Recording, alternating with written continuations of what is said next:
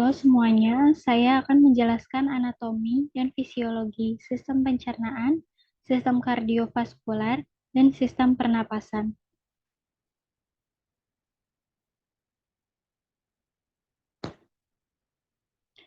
Yang pertama ada anatomi fisiologi sistem pencernaan. Sistem pencernaan berfungsi untuk mencerna komponen makanan seperti karbohidrat, protein, dan lemak menjadi molekul yang sederhana yang dapat diserap dalam bentuk seperti glukosa, asam amino, dan asam lemak. Anatomi sistem pencernaan dimulai dari mulut dan berakhir di rektum dan anus. Yang pertama, mulut.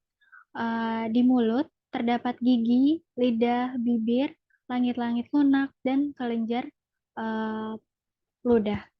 Terjadi proses pencernaan secara mekanik oleh gigi yang dibantu oleh lidah untuk menelan makanan. Lalu kimiawi oleh enzim yang dihasilkan kelenjar ludah untuk mencerna pati.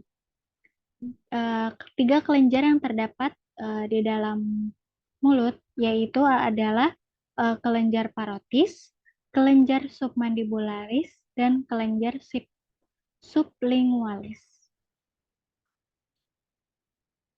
Selanjutnya ada faring dan esofagus. Setelah dari mulut, makanan akan masuk ke faring. Otot-otot dalam faring berkontraksi menggerakkan makanan ke esofagus. Di esofagus atau kerongkongan terjadi gerakan peristaltik yang berfungsi untuk memecah makanan dan membawanya menuju lambung. Di lambung, makanan masuk ke dalam lambung. Di dalam lambung terdapat sphinkter yang berfungsi untuk mencegah makanan agar tidak kembali ke esofagus. Di dalam lambung, makanan dicampurkan, yaitu sudah dalam bentuk bolus, dengan getah lambung, dan dimulai pencernaan protein.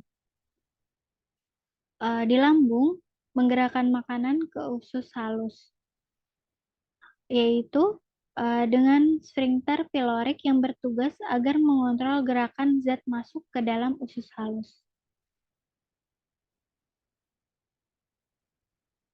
Selanjutnya, ada organ-organ yang berfungsi untuk membantu dalam sistem pencernaan atau juga disebut organ aksesori. Yang pertama adalah hati. Hati memproduksi cairan empedu yang membantu dalam proses pencernaan makanan.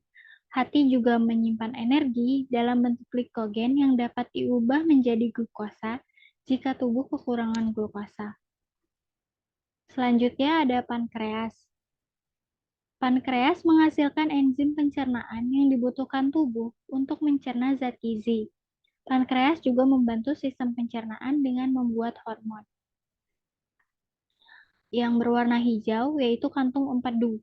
Kantung empedu membantu proses pencernaan lemak di dalam tubuh dan membantu makanan keluar dari lambung yang asam menjadi netral.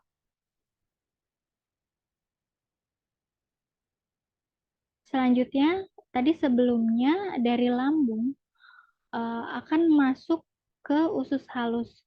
Pertama akan masuk ke bagian usus halus yang disebut duodenum, lalu masuk ke bagian tengah yaitu jejunum, dan bagian akhir usus halus yaitu ileum. Usus halus berfungsi menyerap nutrisi dari makanan seperti lemak, karbohidrat, protein, vitamin, dan mineral. Pergerakan dalam usus halus yaitu adalah gerakan pendulum, yaitu gerakan mencampur makanan dengan enzim-enzim pencernaan. Gerakan segmentasi, yaitu gerakan memotong makanan. Yang ketiga adalah gerakan peristaltik, yaitu gerakan mendorong makanan ke arah belakang. Dalam usus halus ada mukosa usus halus yang merupakan permukaan epitel yang sangat luas. Melalui lipatan-lipatan mukosa dan mikrofilinya itu untuk memudahkan proses pencernaan dan absorpsi di dalam usus halus. Selanjutnya dari usus halus masuk ke usus besar.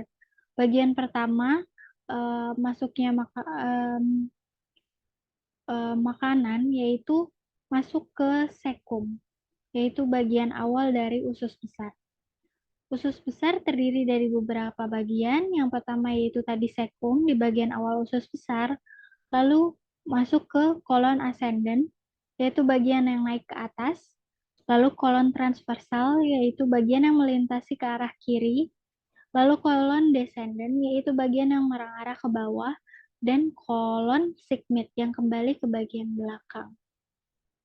Kolon sigmoid ini berbatasan dengan rektum. Usus halus berfungsi untuk absorpsi air, garam, dan glukosa. Selanjutnya, dari usus besar, yaitu terdapat sisa-sisa makanan. Rektum berfungsi menerima sisa-sisa makanan atau feses dari usus besar dan rektum menampungnya sesaat. Otot-otot pada rektum menahan sisa-sisa makanan hingga waktunya untuk dikeluarkan oleh tubuh.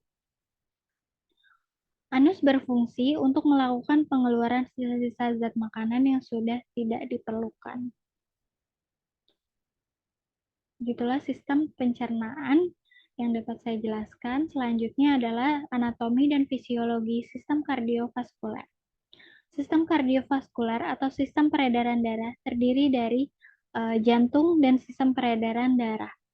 Jantung sebagai otot yang memompa darah dan sistem peredaran darah tertutup yang disebut arteri, vena, dan kapiler adalah aliran yang mengalirkan darah dari jantung ke paru-paru dan dari paru-paru ke jantung dan dari jantung ke seluruh tubuh dan seluruh tubuh kembali ke jantung. Peran vital sistem kardiovaskuler dalam mempertahankan homeostasis yaitu pergerakan darah yang terus-menerus dan terkontrol melalui ribuan mil kapiler yang menembus setiap jaringan dan mencapai setiap sel dalam tubuh.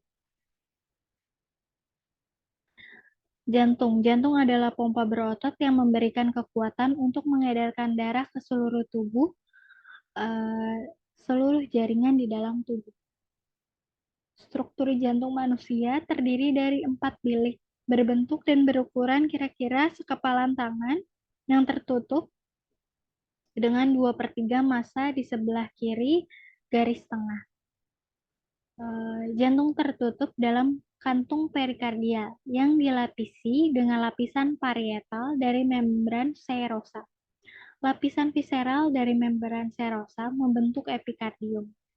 3 lapisan jaringan yang membentuk dinding jantung yaitu lapisan luar dinding jantung, epikardium, lapisan tengah yaitu miokardium, dan lapisan dalam adalah endokardium. Jantung dibagi menjadi 4 ruang, yaitu yang pertama ada ruang atrium kanan, menerima darah yang berasal dari seluruh tubuh, serta mengandung karbon dioksida dan membawanya ke ventrikel kanan. Yang kedua, ventrikel kanan, yaitu menerima darah yang mengandung karbon dioksida dari atrium kanan dan memompanya ke paru-paru. Yang ketiga ada atrium kiri, menerima darah beroksigen dari vena pulmonaris atau paru-paru. Yang keempat ada ventrikel kiri, menerima darah dari atrium kiri dan memompanya ke seluruh tubuh. Selanjutnya jantung memiliki 2 katup yang menjaga agar darah mengalir ke arah yang benar. Yang pertama katup atrioventrikular, yaitu katup antara atrium dan ventrikel yang mencegah darah mengalir kembali ke atrium. Yang kedua, katup semilunar, katup di dasar pembuluh darah besar yang meninggalkan ventrikel, disebut untuk mencegah darah mengalir kembali ke ventrikel. Selanjutnya yang kedua ada pembuluh darah. Pembuluh darah adalah saluran yang digunakan untuk mendistribusikan darah ke jaringan tubuh. Berdasarkan struktur dan fungsinya, pembuluh darah diklasifikasikan menjadi arteri, kapiler, dan vena. Yang pertama ada arteri. Arteri membawa darah menjauhi jantung. Arteri pulmonaris mengangkut darah yang memiliki kandungan oksigen rendah ke ventrikel kanan paru-paru, ke ventrikel kanan, lalu ke paru-paru. Arteri sistemik mengangkut darah kaya oksigen dari ventrikel kiri ke seluruh tubuh. Dinding arteri terdiri dari 3 lapisan. Lapisan yang paling dalam adalah tunika intima, bagian tengah adalah tunika media, dan paling luar lapisan yang menempel dengan pembuluh darah ke jaringan di sekitarnya adalah tunika eksterna. Yang kedua adalah vena. Vena membawa darah menuju jantung. Dalam sirkuit paru, vena paru mengangkut darah dari paru-paru ke atrium kiri jantung. Darah ini memiliki kandungan oksigen yang tinggi karena memiliki oksigen dari paru-paru. Vena sistemik mengangkut darah dari jaringan tubuh ke atrium kanan jantung. Darah ini memiliki kandungan oksigen yang sedikit karena oksigen telah digunakan dalam aktivitas metabolisme di dalam sel jaringan. Yang ketiga adalah kapiler. Kapiler adalah pembuluh darah terkecil dan paling banyak, membentuk hubungan antara pembuluh darah yang membawa darah menjauh dari jantung atau arteri dan pembuluh darah yang mengembalikan darah ke jantung atau vena. Fungsi utama dari kapiler adalah pertukaran bahan antara darah dan sel jaringan. Pembuluh darah tubuh secara fungsional dibagi menjadi dua, yaitu sirkuit paru atau pulmonaris dan sirkuit sistemik. Dalam sirkuit paru itu mengangkut darah yang sedikit oksigen dari ventrikel kanan ke paru-paru, dan di mana darah mengambil suplai darah yang baru, kemudian mengembalikan darah yang kaya oksigen ke atrium kiri.